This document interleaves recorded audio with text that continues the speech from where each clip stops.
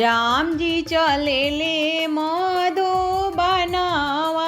तो माता सियोरज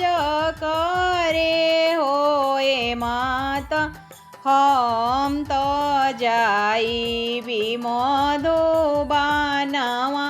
सीता के कोई से राखेलु सीता के कोई से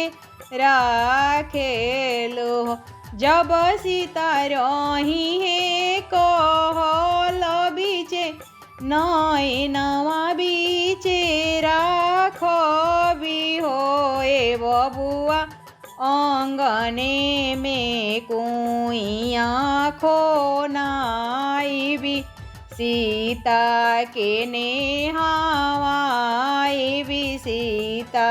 के नेहावाइबी हो। राम जी चलेले मधुबनवा तो सीता सियोरज करे होए सीता हम तो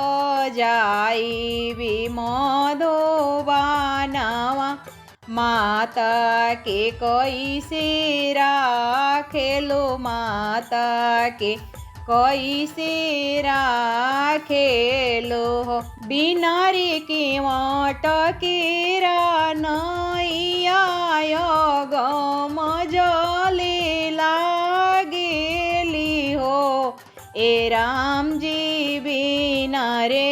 पुरुष के तिरियावा नैहरवा दिनवा काटेली नैहरवा दिनवा काटे